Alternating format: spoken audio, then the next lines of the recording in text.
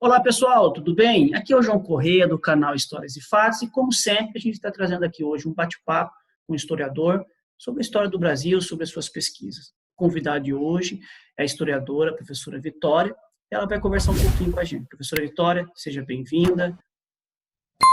Muito obrigada, João, pela oportunidade, né, de poder estar aqui com você no seu canal, para que a gente possa aí conversar um pouco, trocar uma ideia. E o que é muito bacana é popularizar, vamos dizer assim, né, o bate-papo histórico, levar até o público, seja leigo ou não, a história. Muito obrigada. Legal, eu que agradeço. Professora Vitória, fala um pouquinho para o pessoal aí quem é você, sua formação, o que você se dedica a estudar. Veja bem, nós trabalhamos aí com história, basicamente com história regional, mas eu acho interessante a gente contar uma trajetória que, por sinal, eu acredito que possa auxiliar alguns alunos de graduação e também alunos interioranos, assim como eu, né? Assim como o João, né? Na verdade, eu sou a caçula de uma filha de uma família de 10 filhos, né? Nasci numa cidade de 10.000 habitantes e que casei cedo, né? Casei cedo, tive filhos. Durante esse período, eu fiz faculdade, comecei a trabalhar como professora, isso desde magistério. Sou professora de ensino fundamental e médio, fui, né, durante 26 anos. Ou seja, tem toda uma trajetória também de construção e de ensino da história e até mesmo de alfabetização desde a década de 80. E durante o período, na década de 2000, 90 e pouco, final de 90, eu pretendi voltar aos estudos e fazer um mestrado, né? E nesse momento, eu conheci uma pessoa que foi muito importante na minha vida e na minha formação acadêmica, que foi o professor Jorge Prata. O Jorge, na verdade, ele me ensinou os primeiros uma pesquisa, eu aceitei, trabalhando com história regional. E a partir daquele momento, eu percebi que era necessária outras pesquisas voltadas para a Zona da Mata Mineira.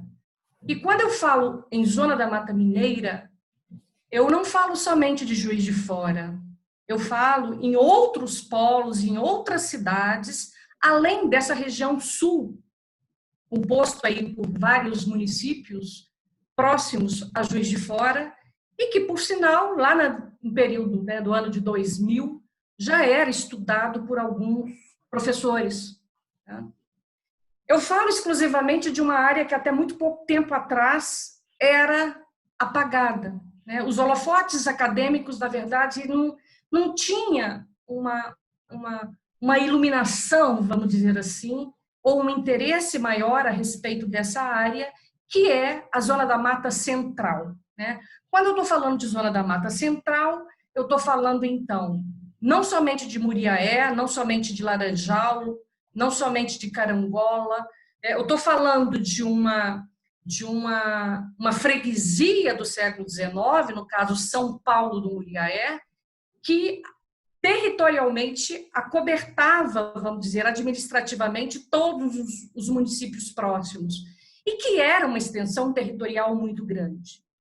Então, a partir daquele momento, dessa proposta feita pelo professor Jorge, eu comecei com um trabalho de catalogação das fontes da região da Mata Central, principalmente Muriaé, e que se estendeu para outros municípios posteriores, como a fronteira, né, a fronteira com a região central, que é Leopoldina, que nós, inclusive, temos bastante interesse na atualidade, Carangola, né, com o professor Randolfo Radzak, que fez um trabalho bacana com o arquivo de Carangola, Estamos falando aí de Tombos, estamos falando de Laranjal, estamos falando de Biraí, estamos falando de Eugenópolis. Então, na verdade, nós começamos um trabalho de catalogação, digitalização de fontes ligadas a esses municípios, todos voltados para o século XIX. Então, eu posso afirmar para vocês que, atualmente, nós temos um acervo que se encontra hoje disponível para quem quiser pesquisar na Universidade Salgado de Oliveira, em Niterói. Inclusive, todos os alunos que passaram por nossas mãos e que nos auxiliaram nessa pesquisa também possuem esse material. Nós desenvolvemos alguns projetos de iniciação científica voltados para a região e que alguns, inclusive, já desenvolveram mestrados e doutorados. Eu acho muito importante a gente estar falando isso aqui, João, exatamente porque a gente percebe que, a partir desse trabalho iniciado lá no ano 2000, nós já podemos entender essa região da Mata Central de uma maneira muito mais profunda, eu diria, mas, ao mesmo tempo, muito mais complexa do que se pensava tempos atrás, né? E eu não poderia deixar aqui também de enaltecer o trabalho e o auxílio do professor Rômulo Garcia de Andrade. O Rômulo, ele foi fundamental também para esse olhar para outras regiões da zona da Mata Mineira, né? E eu só tenho a agradecer também ao professor Rômulo. É interessante, né, professora Vitória, que a senhora chamou a atenção essa questão dos holofotes, né? A população como um todo, elas imaginam só São Paulo, Rio de Janeiro, Brasília, e esquece, né, essas micro-regiões que existem em cada estado da nossa federação e quão é riquíssimo a história dessa região. E a gente buscando compreender a história regional, a gente compreende a questão macro também, né? Como um fato de magnitude nacional repercutiu numa questão regional, né? Isso eu acho que é importante, né? Eu acho que o que a senhora tem a dizer sobre as contribuições desses estudos do século XIX na zona da Mata Mineira, quais foram os resultados que a senhora pode apontar partindo das suas pesquisas? É bem interessante isso, João, porque através dos resultados já apresentados, né, nós sabemos, assim, grosso modo, através de alguns trabalhos já efetuados tempos anteriores, que a zona da mata ela não tem o mesmo padrão econômico, né? Não tem o mesmo padrão social, né? Mas é interessante a gente perceber como que, em cada momento analisado, eu estou falando aí do século XIX, inicial, e do século XIX final, início do século XX, se a gente for analisar essa trajetória, vamos dizer assim, econômica, e esse dinamismo e essa evolução, nós percebemos que há um movimento muito forte na zona da mata, né? A partir da ocupação. Então, a gente tem essa região sul, na qual Juiz de Fora é o centro, vamos dizer assim, Matias Barbosa, né? A região mais ligada à Paraibuna. E mais adiante, né? Se a gente pega, por exemplo, em meados do século XIX, a gente tem Juiz de Fora sendo grande produtor de café. E se a gente pega a partir de 1875 em diante, nós vamos acompanhar exatamente como que esse café ele tem uma tendência a ter uma redução aqui em Juiz de Fora, aqui porque eu estou em Juiz de Fora, né? E como que esse movimento de produção de café, de atividade agrícola, como que ele vai caminhando juntamente com a ocupação de outros espaços. Lembrando que o caminho novo é norteador para essa ocupação aqui, principalmente em relação a Juiz de Fora, e mais adiante, no período posterior, nós vamos ter exatamente a ocupação de outras regiões, e quando eu falo de região central, nós estamos exatamente falando dessa ocupação posterior à ocupação do Juiz de Forana. Né? Então, quando a gente pega Muriaé ou região e adjacências, cidades vizinhas, nós vamos ver que essa produção do café ela tem um grande crescimento a partir de 1875. Importante a gente citar aqui o trabalho do Arthur Orlando, um ex-orientando, que já defendeu recentemente. Ele vem exatamente mostrar como que a produção do café em Muriaé tem uma evolução intensa na virada do século. Então, a produção do café em 1900 e em diante em Muriaé assim, exorbitante. Nós temos esses caminhos através de leituras anteriores, mas nós não tínhamos isso com a fonte em si, né? Com análise, né? Com a documentação regional. Por isso que a história regional ela tem o seu espaço, exatamente porque ela possibilita exatamente esse olhar, né? Reduzido, né? Mas com o entendimento macro. Então, nesse sentido, ô João, eu acho que eu respondo a sua pergunta. Né?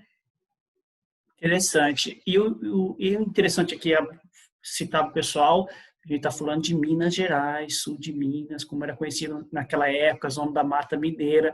E é interessante apontar aqui também que todo mundo pensa que só São Paulo produzia café. Não, gente, Minas produzia muito café, conforme a professora Vitória falou também aí. Até porque a gente percebe muito isso até nos livros didáticos, né? Você não, São Paulo, produtor de café, e Minas também produzia muito café, conforme a professora está citando aí a partir das pesquisas da história regional, né? Sim, eu acho também, João, interessante a gente pontuar aqui 2 projetos que estão sendo desenvolvidos voltado para essa perspectiva regional, que é um projeto maior, que já existe desde 2008, no encontro que aconteceu na Faculdade Santa Marcelina, em Muriaé, através de vários colegas, né, com presença marcante de diversas universidades brasileiras, que foi a criação, logo depois desse primeiro encontro da Zona da Mata Mineira, em Muriaé, que foi a criação de um grupo de pesquisa ligado ou registrado no CNPq, que é Sociedade, Cultura, Trabalho, na região da Zona da Mata Mineira, entre os séculos XVIII e XIX. A partir desse projeto, nós desenvolvemos uma pesquisa voltada para o movimento econômico e para a família, também na Zona da Mata Mineira e no seu entorno. Né? Quando nós estamos falando, então, de região e o seu entorno, nós estamos falando não uma região territorialmente fechada, né? Mas uma região que dialoga, que tem os seus contatos fora, vamos dizer assim, do próprio espaço geográfico na qual essa região ocupa. Então, a partir daí, nós desenvolvemos uma outra pesquisa, o ano passado, que está ligada diretamente à região de Macaé. Inclusive, nós tivemos aí uma bolsa da FAPERJ, né, do Jovem Cientista, que é um projeto ligado a famílias e interesses matrimoniais na freguesia Nossa Senhora das Neves, em Muriaé, em Macaé, desculpa. E é interessante a gente perceber, então, que toda e qualquer pesquisa que envolve a região e adjacências, nós temos um interesse. E nós, então, temos aí o olho, né? O foco de análise de interesse. Né? Legal. Pode continuar. Sobre essa questão de história local, e é muito interessante que a gente se depara com fatos muito interessantes, assim, que a gente fala assim, nossa, que coisa. E até só falando de Macaé, Macaé fica no Rio de Janeiro, né? Tem um caso muito famoso que Macaé é conhecido como a Fera de Macabu, foi um dos únicos casos do Brasil de um grande fazendeiro que foi condenado à forca, né? E interessante isso daí. Só para comentar aqui, pode continuar. Eu acho bacana, João, a gente aqui reforçar, né, que nós já temos vários trabalhos a partir desse projeto inicial voltado para a zona da Mata Mineira. Nós já temos vários mestrandos, vários doutorandos. E para Macaé, que é uma região ainda também muito pouco estudada, nós já temos aí também dois mestrandos, um mestre, um mestrando e uma doutoranda, desenvolvendo pesquisa, isso na universidade, né, lá na Universidade Salgado de Oliveira, sem contar com outros trabalhos que estão sendo produzidos com o objetivo exatamente de analisar a região de Macaé. Eu acho muito importante a gente estar colocando isso aqui, exatamente porque, paralelo a essa pesquisa de Macaé, uma outra pesquisa está sendo desenvolvida também para a região próxima, que é um projeto bem interessante agora, desenvolvido a partir desse ano, de 2020, a partir de uma ONG de Guapiaçu, que é a região de Cachoeiras, próxima à Cachoeira de Macacu, que vem sendo desenvolvido por um grupo de professores da Universidade Salgado de Oliveira, juntamente com os atuais donos da Fazenda do Carmo, em Guapiaçu, que está sendo desenvolvido um projeto exatamente de catalogação, de digitalização e de diversas áreas ou campos de análises. Eu acredito que é um projeto que também dará grandes frutos. Guapiaçu, como que é o nome? Guapiaçu? Guapiaçu. Fica onde? Próximo a Cachoeiras de Macacu. Subindo a serra, indo para Nova Friburgo. Ah, sei. É uma região próxima a Niterói, pegando região serrana. No caso, esses projetos são levantamentos de fontes, de dados para possíveis pesquisadores. Exatamente, né? Exatamente. Esse projeto do Cachoeira da Fazenda do Carmo é bem interessante, porque já vem sendo desenvolvido um projeto já há muitos anos para a Cachoeira de Macacu, no programa de pós-graduação de História da Universidade Salgado de Oliveira, e que no ano passado, no lançamento de um livro didático, eu vou dizer, não seria exclusivamente didático, mas um livro de orientação didática para professores de ensino fundamental e médio, que nós pegamos, inclusive, a mandioca como base principal da análise do livro. Nós, então, através de vários professores, nós fizemos, então, um livro voltado para professores de ensino fundamental e médio, para Cachoeiras de Macacu, porque nós sabemos que o número de material, de análise, dessas regiões interioranas, principalmente para professores de história, é muito pouco. Foi um trabalho bacana. E durante o lançamento desse livro em Cachoeiras de Macacu, os atuais donos da Fazenda do Carmo estavam presentes. Então, eles nos propuseram fazer um projeto voltado para a Fazenda do Carmo. Acredito que, brevemente, todos vocês terão alguns resultados sobre a Fazenda do Carmo também, né? Voltando aí para a nossa análise de regional, vocês estão percebendo que nós não saímos disso, né? Nós ficamos nessa base regional, dialogando, inclusive, esse micro e macro, nesse entendimento, inclusive, voltado para a sociedade, para a economia, principalmente, que é o meu foco de análise principal. Nós tivemos a oportunidade, então, de já lançar 3 livros voltados para a Zona da Mata Mineira. 2 organizados pelo professor Jorge Prata e Rômulo Andrade, o outro organizado por mim, pelo Fernando Lamas e pelo Rodrigo Fialho, e uma agora recente, que foi oriundo de um interesse, que eu diria que é um interesse em discutir o Brasil durante o período imperial, com colegas de outras instituições do país. Nós, então, a partir de um grupo de pesquisa, nós nos organizamos de modo tal que nós, eu estou aqui lançando o fazendo aqui junto com o João Correia o pré-lançamento do livro, né, que ainda não está à venda, mas nós já recebemos, que é o livro Política e Sociedade no Brasil Oitocentista.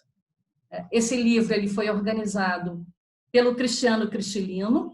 Cristiano é professor da Estadual da Paraíba e da Federal de Pernambuco, e por mim.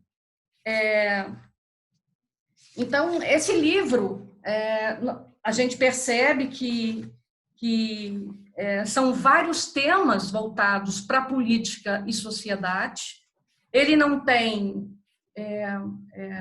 um fundo, vamos dizer assim, um fundo conclusivo, muito pelo contrário.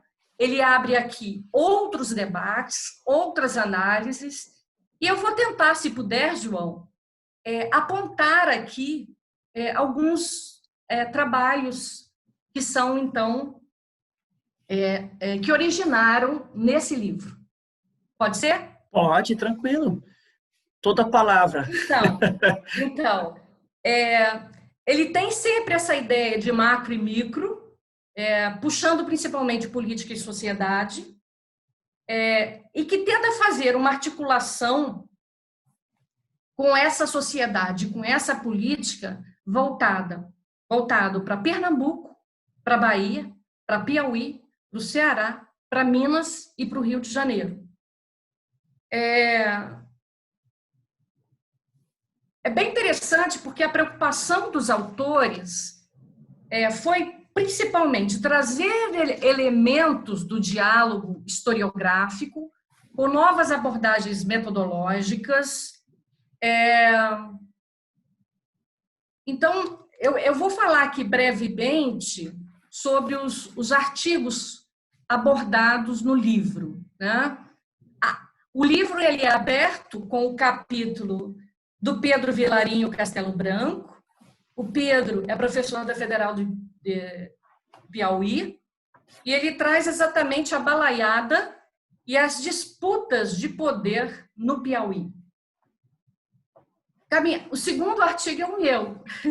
Eu trago aí um artigo voltado para o perfil populacional e familiar das freguesias de São Paulo do Muriaé e São Francisco do Glória,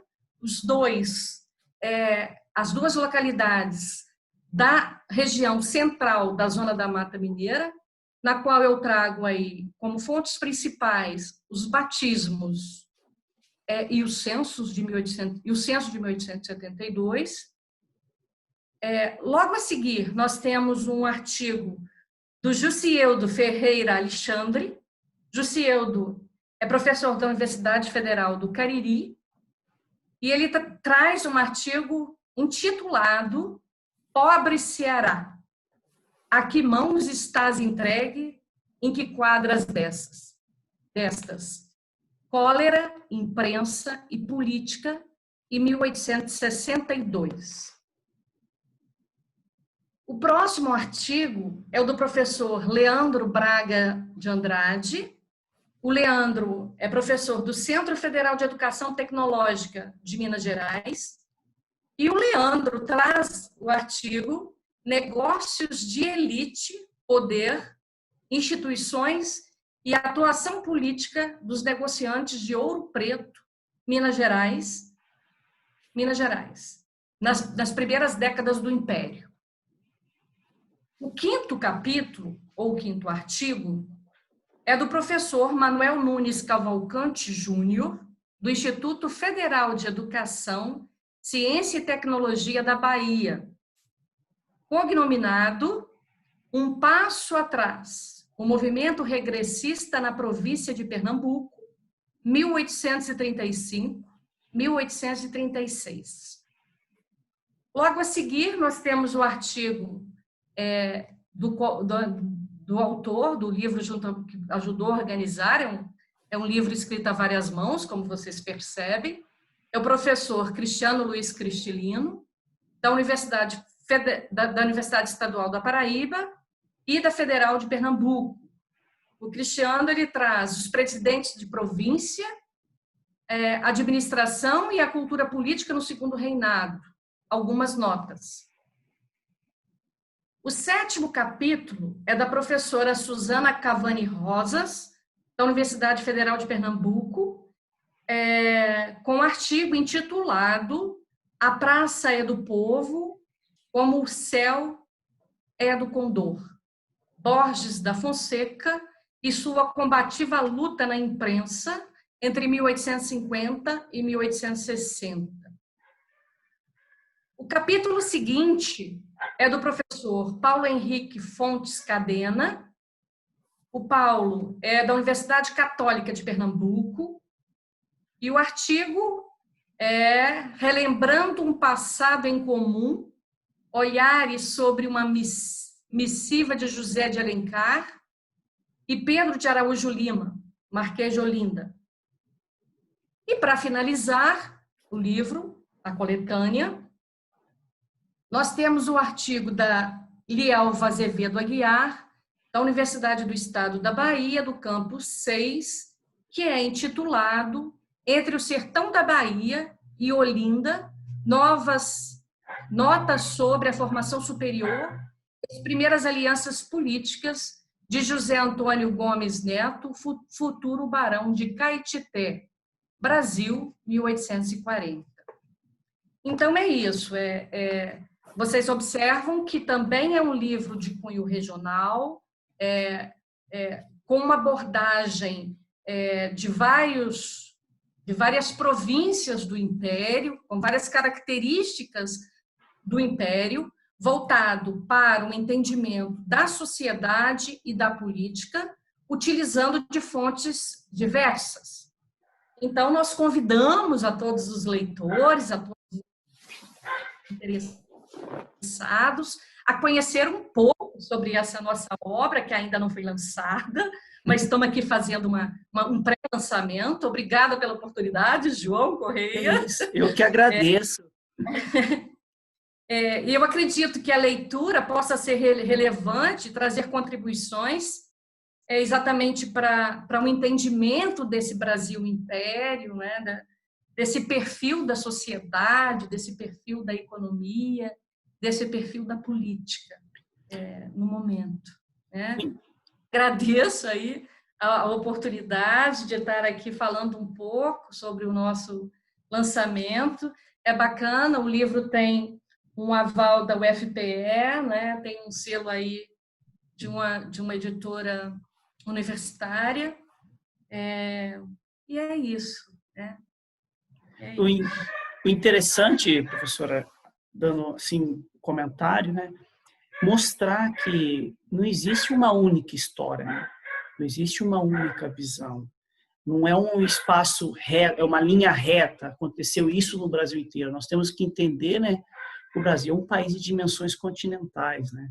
Um fato que aconteceu aqui não foi igual um fato que aconteceu em outro local. Por exemplo, eu viajei a vários lugares assim da nossa região aqui do país. Por exemplo, a gente fala muito do café, né? Mas, por exemplo, se a gente for para Paraná, lá é o mate. Eles falam até os barões do mate, os reis do mate, né? Como na Amazônia é diferente, no Mato Grosso é diferente. E o interessante do livro é isso, né? Que ele mostra a questão da política, da sociedade em diversos locais do nosso Brasil, que é a região Nordeste, Rio de Janeiro, né? E Minas Gerais. Talvez o autor vai até se surpreender, né? Com aspectos que são abordados. As pessoas acham que as pessoas esquecem que o Brasil é um país muito grande, né? Sim. Você está me fazendo lembrar aqui da professora Maria da Linhares, quando ela diz que o Brasil ainda está por ser escrito. Isso lá na década de 80, né, do século 20. E eu continuo afirmando, né, a fala da Ieda. O Brasil ainda está por ser escrito. Existem ainda diversos municípios, freguesias, vilas, curatos, que sequer foram analisados. O nosso trabalho, João, é imenso. Vou te afirmar uma coisa que eu falo desde adolescente. Pena que nós somos apenas um. Por isso que a parceria, ela é importante. Por isso que ter o apoio dos alunos, né? Por isso que ter trabalhos de catalogação, né? Por isso que fazer o trabalho que você faz é extremamente importante.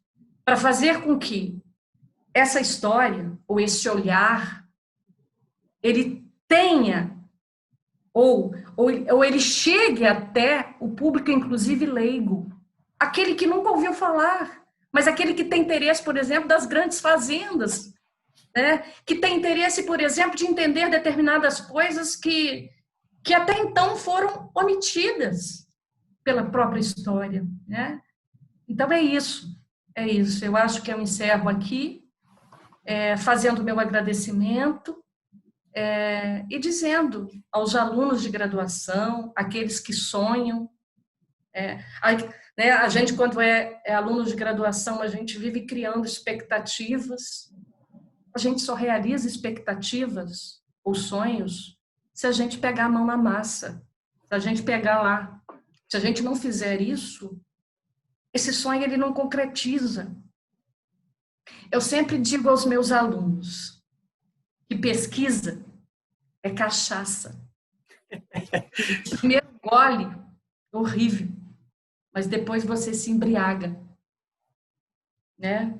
Verdade. Então é um tipo de trabalho que nos motiva, que nos impulsiona e que nos permite viver o que é mais importante. Porque viver é ser feliz. Pesquisa, para quem se embriagou, é ser feliz. Sim, verdade. Professora, eu venho aqui agradecer da senhora ter aceito o convite de estar aqui conversando um pouquinho com a gente. Eu vou deixar depois aqui, pessoal, formas de contato da professora. Depois ela vai me passar também onde adquirir o livro, né, depois que for lançado, tudo. E só tenho a agradecer, tá? E quem sabe até um próximo livro, um próximo vídeo, né? A gente vai se comunicando. Muito obrigada, João. Estou disponível aí para qualquer coisa, qualquer interesse. E muito obrigada, né? Que coisa boa a gente passar uma tarde conversando sobre isso. Sim. Isso renova. A pele está até mais bonita, olha para você ver. Tá ok, pessoal. Tudo de bom, viu? Um abraço, João. Um abraço.